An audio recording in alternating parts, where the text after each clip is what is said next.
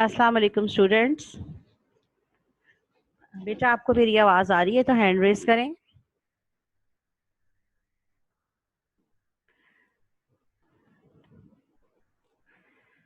Okay, thank you बेटा।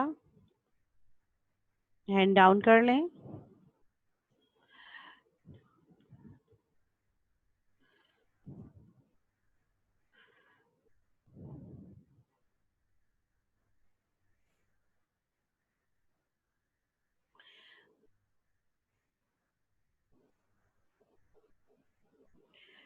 जी बेटा, आज जो हमारा टॉपिक है आज का वो है मुसद्दस-ए हाली से इंतखाब की तशरीहात। ठीक है, अपनी प्रीवियस क्लास में हमने मुसद्दस-ए हाली की जो नज़्म है उसको हमने उसकी रीडिंग की थी, उसके मानी नोट किए थे और उसकी मश्क की थी। तो आज हमने मुसद्दस-ए हाली से इंतखाब की जो तशरीहात हैं वो करेंगे, लेकिन तशरीहात से पहले एक दफ़ा हम जो है वो नज़्म उसका मुख्तसरन सा हम दोबारा से उसको रिवाइज़ करेंगे बुक की रीडिंग को। इसलिए आप अपना पेज नंबर 51 रीडिंग बुक का निकाल लें, जहाँ पे आपकी मुसद्दस हाली से इंतखाब की जो नज़्म है वो पेज निकाल लें, ताकि कुछ बच्चे जिनका काम जिन्होंने अगर पहले नहीं वो अपना काम वो उतार सके तो वो अपना काम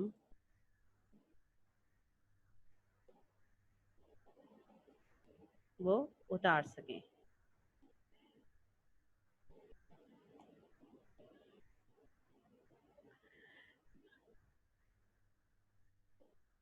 ये आपके सामने बेटा स्क्रीन पे आपका जो है वो बंद नंबर 1 है।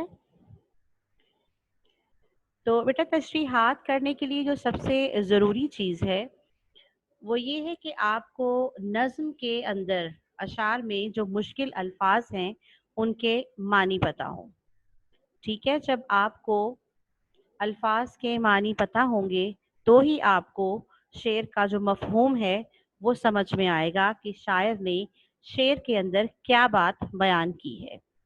और तशरीह का मतलब होता है कि किसी चीज़ को वजाहत के साथ खोल कर आम और आसान अल्फाज में बयान करना। ठीक है, तो इसके लिए आपका जो है वो शेर को समझना और उसके मानी का पता होना बहुत ज़रूरी है।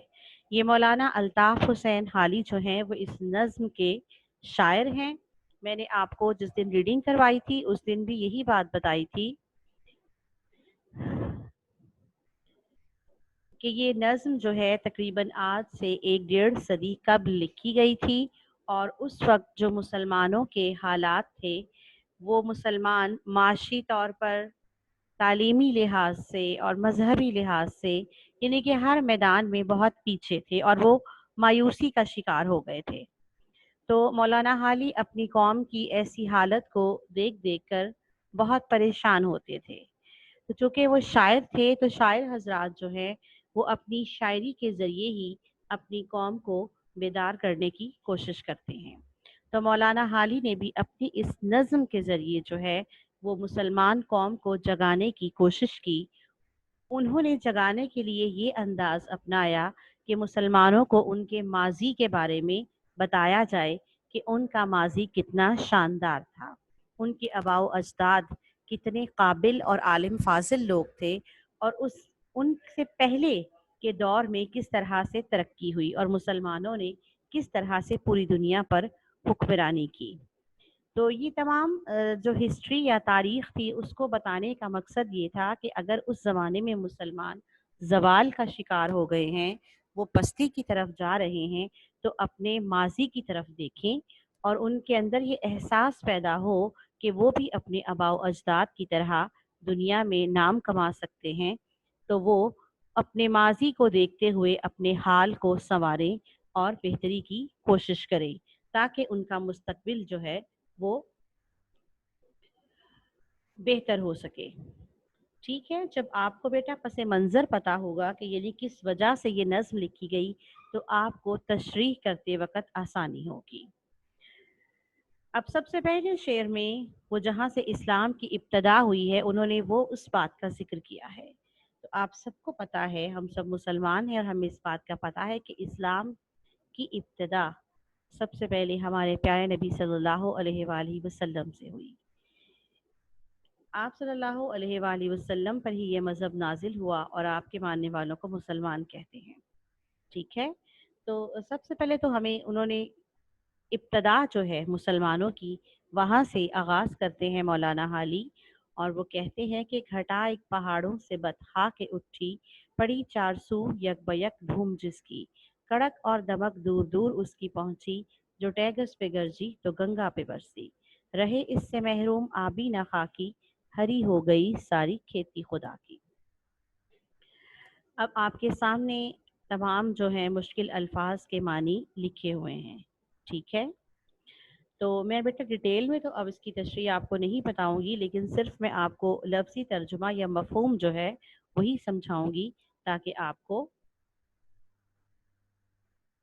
तशरीह करने में आसानी हो जाए। यानी कि इस शेर का जो मफ़हूम है वो ये है कि मक्का मुअज़्ज़मा के पहाड़ों से एक घटा उठी, जिसकी शोहरत चारों तरफ हो गई।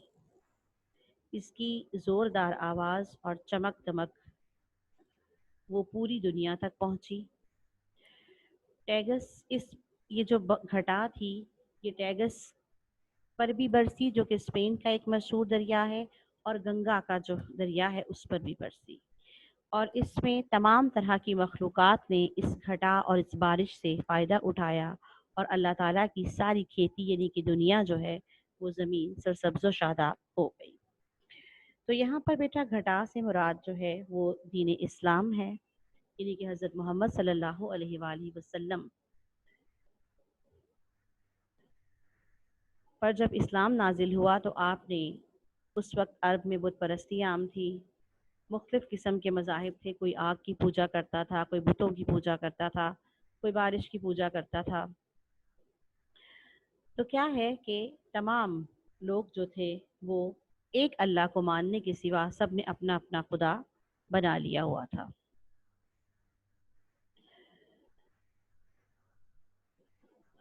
तो इस्लाम की आमद के बारे में बताया गया है इस शेर में कि जब इस्लाम की घटा छाई तो हर तरफ इस्लाम फैल गया, आहिस्ता आहिस्ता। बहुत जल्दी नहीं इस्लाम फैल गया अचानक से, बल्कि बहुत मुश्किलात उठाई हमारे प्यारे नबी ने, आपके साथियों ने, उनके ख़ानदान ने। तो उस के साथ साथ आप सल्लल्लाहु अलैहि वसल्लम में की ज़िंदगी में ही ना सिर्फ अरब बल्कि अरब से बाहर भी जो है वो फतूहात हो चुकी थी और इस्लाम फैल चुका था, और अल्लाह ताला की तमाम तरह की मखलूक़ात जो थी वो उन्होंने इस्लाम से फ़ायदा उठाया। आगे है, किया उम्मियों ने जहां में उजाला हुआ जिससे इस्लाम का बोलबाला, बुतों को अरब और अजम से निकाला, हर एक डूबती नाव को जा संभाला, ज़माने में फैलाई तौहीद मुतलिक।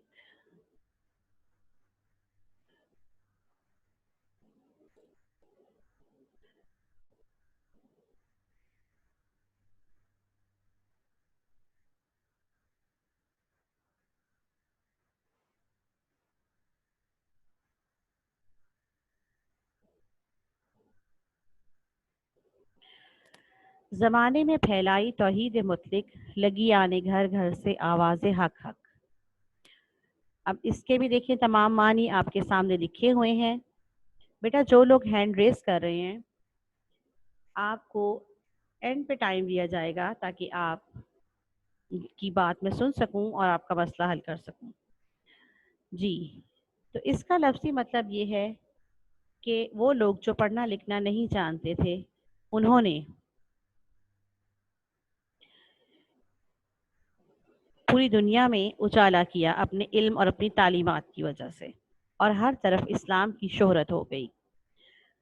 अरब और गैर अरब ममालिक हर जगह से बुत परस्ती को ख़त्म कर दिया गया, और इंसानियत जहाँ जहाँ मजलूमियत का शिकार थी, जहाँ जहाँ लोग परेशान हाल थे, वहाँ वहाँ पे उनको उनका सही मकाम दिलाया गया, और पूरे ज़माने में हर तरफ एक अल्लाह ताला की खालिस तौहीद फैल गई, और हर घर से हक की आवाज़ आने लगी, यानी कि सच का बोल बाला हो गया।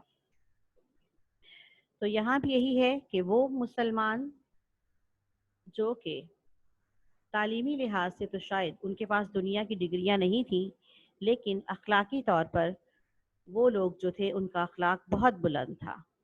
और उन्होंने अपनी तालीमात यानी कि इस्लामी तालीमात की बदौलत आप सल्लल्लाहु अलैहि वसल्लम के साथियों ने पूरी दुनिया में इस्लाम को फैलाया। और हर जगह पर इंसानियत, आपको पता है कि इस्लाम की आमद से पहले गुलाम बनाया जाता था इंसानों को। अमीर और गरीब का बहुत ज़्यादा फ़र्क था, ख़ुसूसन औरतों का कोई मकाम नहीं था माशरे में। तो ये इस्लाम ही वो वाहिद मज़हब है दुनिया का कि जिसने मज़लूमों को भी उनका हक दिलाया। और उसके अलावा औरत का जो मकाम है वो इस्लाम ने सबसे बुलंद रखा। वो माँ है, बहन है, बेटी है, बीवी है, हर रूप में इस्लाम ने औरत के हकूक़ की हिफाजत की। ठीक है, तो क्या है कि वो तमाम तबक़ात जो कि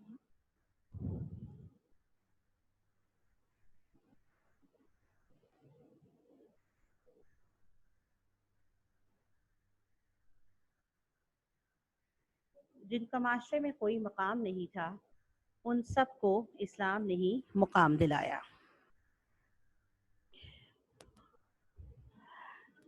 अब आगे है जी, पेज नंबर 52 पर आएँ। हुआ गुलगुला नेकियों का बदों में, पड़ी खलबली कुफ्र की सरहदों में। हुई आतिश अफसरदा आतिश कदों में, लगी खाक सी उड़ने सब माबदों में। हुआ काबा आबाद सब घर उजड़ कर, जमे एक जा सारे दंगल पचड़ कर। यानी कि बुराइयों का खात्मा हो गया और हर तरफ नेकियों का शोर बुलंद हो गया। और कुफ्र की जो सरहदें थी यानी कि कुफ्र की जो बुनियादें थी, उसमें एक हंगामा बर्पा हो गया, हलचल मच गई, यानी कि हिल गई कुफ्र की बुनियादें। आतिश कदों में जलती हुई आग ठंडी पड़ गई और बाकी तमाम मुसलमानों की इबादत गाहों के अलावा बाकी तमाम इबादत गाहें वीरान हो गईं। बाकी तमाम इबादत गाहें उजड़ गईं, बर्बाद हो गईं, और सिर्फ अल्लाह ताला का वाहिद घर खाना काबा जो है वो आबाद हो गया। और बाकी तमाम मज़ाहिब जो थे वो इस्लाम से शिकस्त खाकर ढेर हो गए, यानी कि इस्लाम हर तरफ फैल गया। हर एक महकदे से भरा जा के सागर, हर एक घाट से आए सैराब होकर, गिरे मिसले परवाना हर रोशनी पर, गिराह में लिया बांध हुक्म पैगंबर के हिकमत को एक गुमशुदा लाल समझो, जहां पाओ अपना इसे माल समझो। जी, यहाँ क्या है कि मुसलमानों के अंदर इल्म की सच्ची लगन पैदा हुई। उन्होंने अपने प्यारे नबी के इस फरमान को अच्छी तरह से याद कर लिया और गिरह में बांध लिया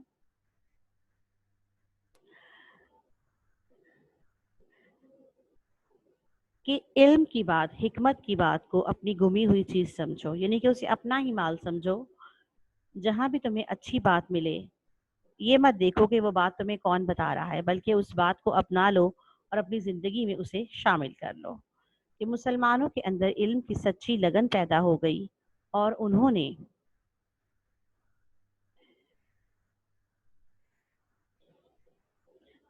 जहाँ उनको पता चलता कि फ़लाँ दरसगाह में बहुत अच्छी तालीम दी जाती है, वो वहाँ पर जाते और अपने इल्म की प्यास को बुझा कर आते उस दरसगाह से। उन्होंने पूरी दुनिया की सैर की, ना सिर्फ सैर की बल्कि हर जगह से इल्म हासिल किया। हर एक इल्म के फ़न के जोया हुए वो, हर एक काम में सबसे बाला हुए वो, फलाहत में बेमिसलो यकता हुए वो,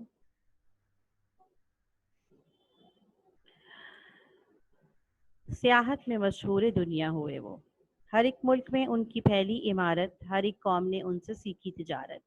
तो क्या है कि उन्हें जहाँ से पता चलता कि जहाँ पर कोई हिकमत की बात पता चल रही है, वो लोग फ़ौरन वहाँ जाते और इल्म हासिल करते। हर तरह के अलूम और फ़नून उन्होंने सीखे। और क्या है कि उन्होंने तमाम किस्म के अलूम व फ़नून में ऊंचा मकाम हासिल किया। खेती बाड़ी, सैर व सियाहत, फ़न तामीर और फ़न तिजारत, हर चीज़ में उन्होंने बुलंद मकाम हासिल किया। اب آپ کا لاسٹ پوائنٹ ہے بیٹا، یہ ہموار سڑکیں، یہ راہ مصفہ، دو طرفہ برابر درختوں کا سایہ، نشان جا بجا میل و فرسخ کے برپا، سرے راہ کنویں اور سرائیں مہیا، انہی کے ہیں سب نے یہ چربے اتارے، اسی قافلے کے نشاں ہیں یہ سارے۔ تو کیا ہے کہ مسلمانوں، بعد میں آنے والے مسلمان بادشاہوں نے سیدھی سڑکیں بنوائی، صاف ستھری سڑکیں بنوائی۔ اس زمانے میں آج کے دور کی طرح اتنی ترقی نہیں تھی۔ پہاڑوں کو کاٹ کر لوگوں کی سہولت کے لیے رستے بنائے گئے، سڑکیں بنائی گئیں، دو طرف درخت لگائے گئے، اور اس کے علاوہ کیا ہے کہ جگہ جگہ پر کتنا فاصلہ طے ہو گیا ہے اس کے نشانات لگائے گئے، تاکہ لوگوں کو پتہ چل سکے کہ وہ کس مقام پر ہیں اور جہاں انہیں جانا ہے اب وہ کتنے فاصلے پر وہ ان کی منزل واقع ہے۔ رستے میں مسافروں کی سہولت کے لیے کنویں بنائے گئے اور مسافر خانے تعمیر کیے گئے۔ تو آج ہم جتنی بھی ترقی دیکھتے ہیں وہ سب کی سب ترقی جو ہے وہ مسلمان جو ہیں سائنسدان اور جو مسلمان ماہر تعمیرات ہیں وہ انہی کی بنیاد فراہم کی ہوئی ہے، جسے لے کر آج باقی دنیا نے ترقی حاصل کر لی اور مسلمان سب سے پیچھے رہ گئے۔ اب بیٹا اپنا ورک بک کا پیج نمبر 50 نکالیں، اب ہم تشریحات دیکھیں گے۔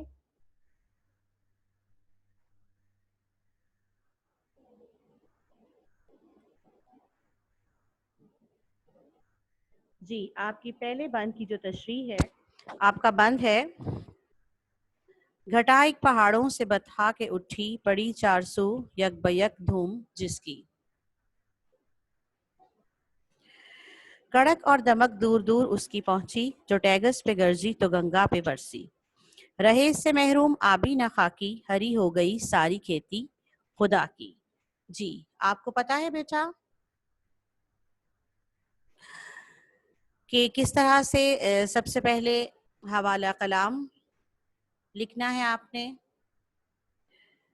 اور اس کے بعد شاعر کا نام مولانا الطاف حسین حالی، نظم کا عنوان مسدس حالی سے انتخاب اور تشریح۔ آپ کو یہ تمام پیٹرن پتا ہے۔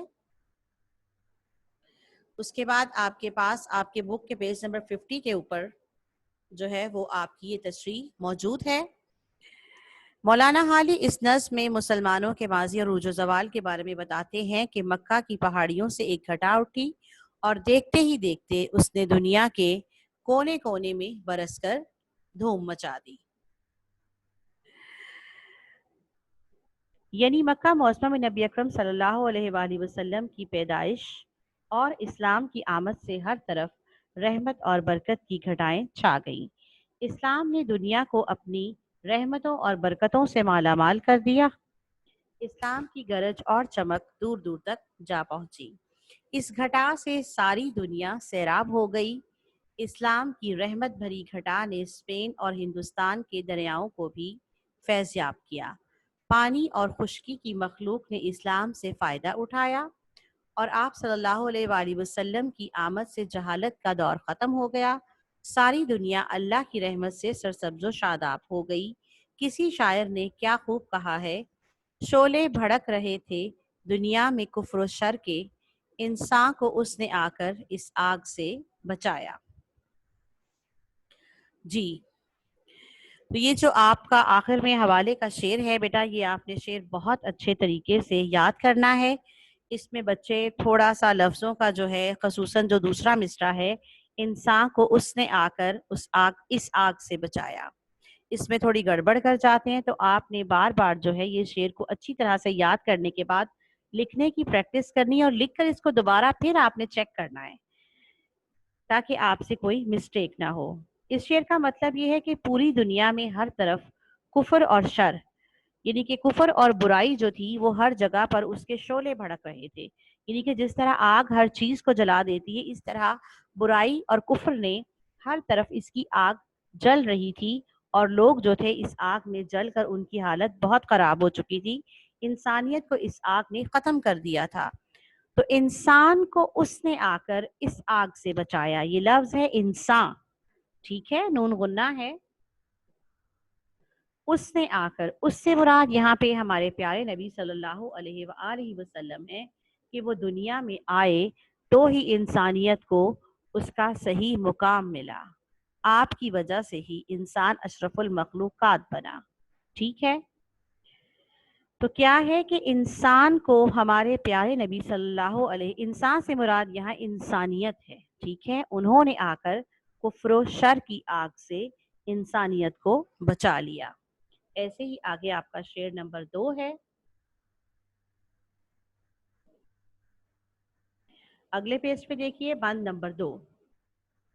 یہ ہموار سڑکیں، یہ راہیں مصفہ، دو طرفہ برابر درختوں کا سایہ، نشاں جا بجا میل و فرسخ کے برپا، سرے رہ کنویں اور سرائیں مہیا، انہی کے ہے سب نے یہ چربے اتارے، اسی قافلے کے نشاں ہیں یہ سارے۔ تو بالکل ایسے ہی بیٹا، حوالہ کلام، شاعر کا نام، نظم کا عنوان اور تشریح، یہ ہیڈنگز آپ کو پتا ہے کہ اردو مارکر سے آپ نے بہت اچھے طریقے سے جو ہے وہ کرنی ہے، لکھنی ہے، اس کی پریکٹس کرنی ہے۔ اور آگے بیٹا آپ کا یہ تشریح جو ہے وہ آپ کے سامنے اسکرین پر موجود ہے، ٹھیک ہے۔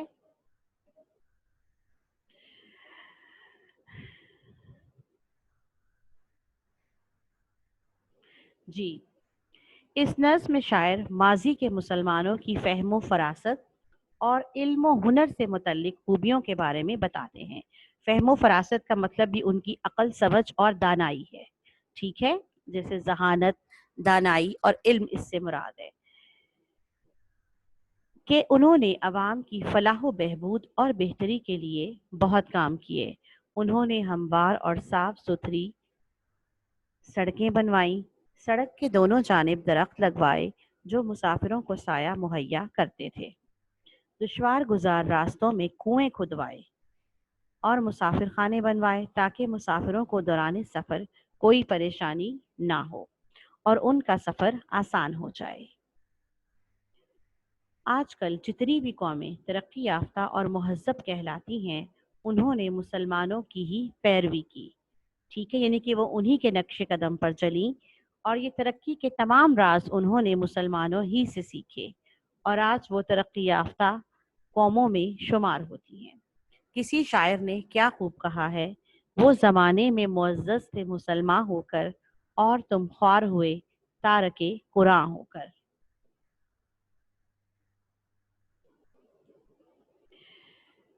یعنی کہ اس آخرت میں جو آپ کے شعر لکھا ہوا ہے، اس کا مطلب یہ ہے وہ سے مراد ماضی کے مسلمان ہیں، یعنی ہمارے آباء و اجداد، یعنی کہ وہ زمانے میں انہوں نے بہت عزت پائی، وہ معزز کہلائے کیونکہ وہ صحیح معنوں میں مسلمان تھے، ٹھیک ہے۔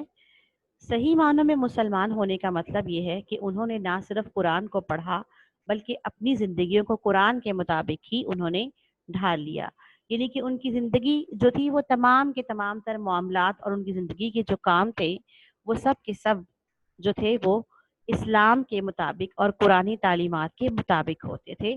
اسی وجہ سے انہوں نے زمانے میں بہت عزت پائی اور نام کمایا۔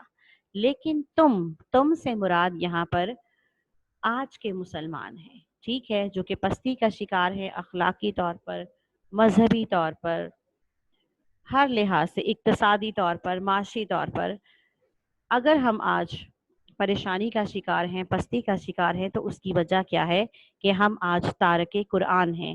تارک کا مطلب ہوتا ہے ترک کر دینے والا، یعنی کہ چھوڑ دینے والا، ٹھیک ہے، تارک قرآن، قرآن کو چھوڑ دینے والا، مراد یہ کہ قرآن کی تعلیمات پر عمل نہ کرنے والا۔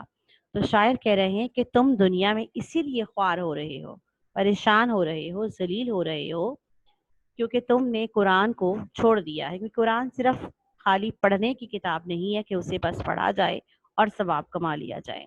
صحیح معنوں میں قرآن کا حق ہم تب ادا کر سکتے ہیں جب ہم قرآن پاک کو پڑھنے کے ساتھ ساتھ اس کو سمجھیں بھی، اور سمجھنے کے بعد اس کو اپنی زندگیوں میں شامل کریں، کیونکہ قرآن صرف پڑھنے کی کتاب نہیں ہے کہ کیا گناہ ہے اور کیا ثواب ہے، بلکہ قرآن پاک کے اندر انسان کو پوری زندگی گزارنے کا طریقہ بتایا گیا ہے کہ کس طرح سے اگر وہ اسلامی تعلیمات کے مطابق زندگی گزارے گا تو نہ صرف دنیا بلکہ آخرت میں بھی وہ جو ہے اعلیٰ مقام حاصل کرے گا۔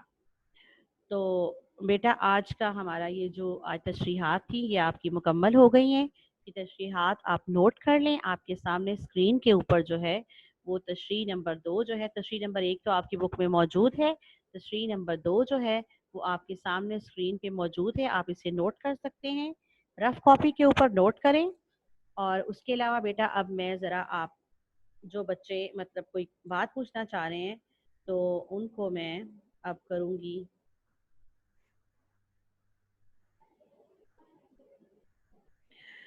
अनम्यूट करूँगी। आप कोई बात पूछना चाह रहे हैं तो आप पूछ सकते हैं। जी अब्दुल रहमान खान। जी बेटा, आपको मैं अनम्यूट कर रही हूँ। आपने जो क्वेश्चन पूछना है आप पूछ सकते हैं।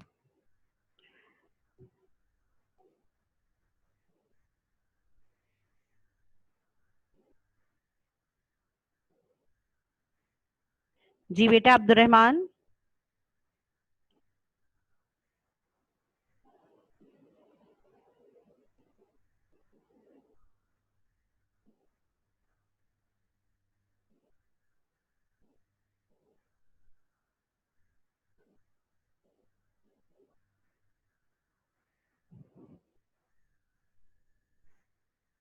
जी बेटा अब्दुल रहमान, आपको अनम्यूट किया गया। अगर आपने कोई क्वेश्चन पूछना है तो पूछ लें।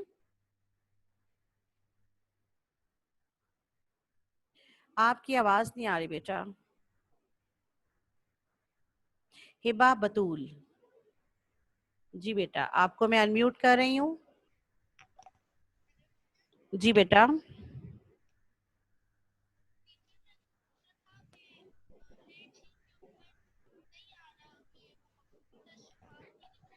हिबा बेटा, आपकी आवाज मुझ तक नहीं आ रही।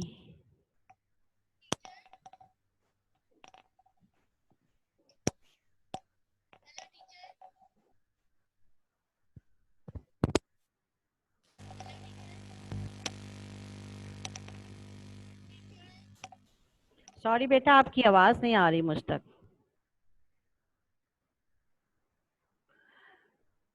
जी मीरा बजाज। जी बेटा, आपको अनम्यूट किया जा रहा है।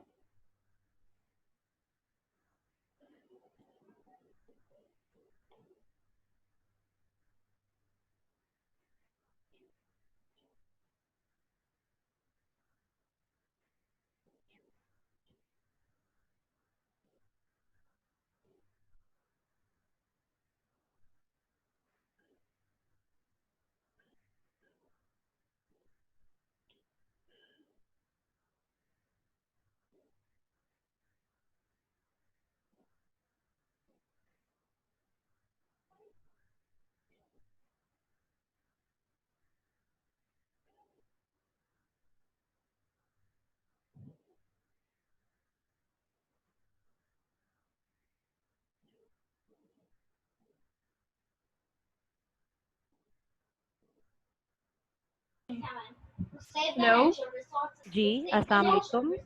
जी बेटा। हेलो अस्सलाम वालेकुम। वालेकुम अस्सलाम।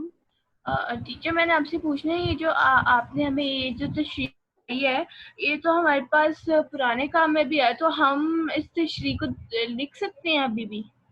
हाँ, आप अभी चाहें तो आप लिख सकते हैं। ओके टीचर, ठीक यही है। पूछना था। ओके ओके, बेटा। Thank you. To save the natural resources, to save the natural resources. Teacher, अभी नहीं है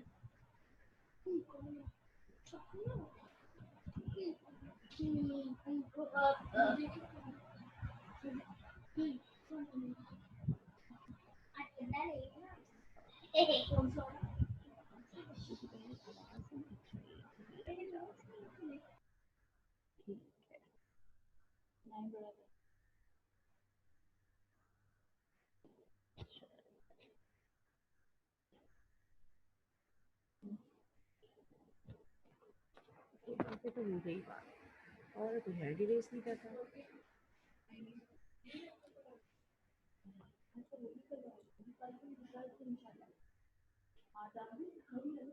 जी बेटा, कोई क्वेश्चन है तो आप पूछ सकते हैं। हिबा। हिबा। जी बेटा। ये क्यों? जी बेटा हिबा।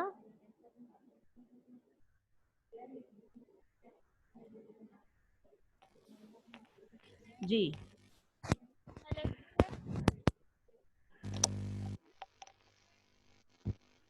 हेलो अस्सलाम वालेकुम टीचर। वालेकुम अस्सलाम जी बेटा। टीचर ये जो भी तशरीह स्क्रीन पे शो हो रही है, ये जी कौन जी, सी नंबर 3 तशरीह है? तशरीह नंबर 2 है। ठीक है, तशरीह नंबर 3 तो वो आपको मफहूम दे देते हैं ना, तो वो आपने खुद से करनी होती है, इसलिए आपको बंद नंबर 2 की जो तशरीह है ये आपके सामने है। ठीक है, ठीक है ओके, थैंक यू। टीचर। जी बेटा, टीचर वो जो अभी जून जून के काम में जो तशरीह दी हुई है आपने, वो कौन सी नंबर है? वो कौन सी नंबर है तशरीह? वो बेटा यही है, तशरीह नंबर 2 ही है, आप उसे नोट कर लें। ठीक है, ठीक,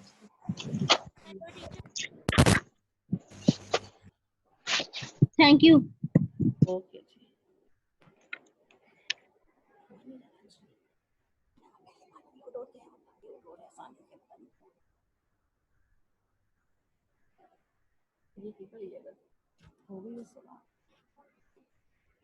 जी बेटा, और कोई बच्चा अगर कोई बात पूछना चाहता है तो वो हैंड रेस करे ताकि मैं उससे बात कर सकूं। ठीक है, ठीक है बेटा, तशरीह आपने आपने बहुत अच्छे तरीके से ये तशरीहात याद करनी है, और उसके अलावा ऐसे ही उर्दू के पेपर के हवाले से आपसे बात करूंगी कि आप लोगों ने बेटा बहुत अच्छी नीट एंड क्लीन राइटिंग के साथ जो है वो उर्दू का पेपर अटेम्प्ट करना है। 14 को आपका पेपर है, और उर्दू मार्कर का इस्तेमाल करना है, आम मार्कर जो है उसे इस्तेमाल नहीं करना, और बहुत अच्छे तरीके से नीट एंड क्लीन हेडिंग और राइटिंग वगैरह बहुत अच्छी होनी चाहिए, और तैयारी भी आपने बहुत अच्छी करनी है। ठीक है, अब तो आप लोगों को डिटेल के साथ जो है आपका ये ऑनलाइन क्लासेस में तमाम चैप्टर्स जो हैं ये आपके पढ़ा दिए गए हैं। अब तो ऐसा कोई मसला नहीं है कि समझ में नहीं आया, इसलिए, और पेपर भी आपके बहुत शॉर्ट हैं जो जल्दी से हो जाते हैं, 1 घंटे का टाइम है। तो आपने बेटा बहुत अच्छे तरीके से जो है पूरी ईमानदारी के साथ अपना पेपर अटेम्प्ट करना है। ठीक है, उर्दू में ज़्यादातर राइटिंग का ही मसला होता है, तो आपने प्लीज़ बेटा राइटिंग बहुत अच्छी करनी है। नीट एंड क्लीन पेपर होना चाहिए कि टीचर का दिल खुश हो जाए कि भी पढ़ाने के बाद जो है बड़ा अच्छा रिजल्ट आ रहा है बच्चों का। ठीक है बेटा, अब आपका जो है ये टाइम ऑफ हो गया है, और अल्लाह हाफिज़, और बहुत अच्छे से आपने जो है वो अपने पेपर अटेम्प्ट करने हैं। ओके जी।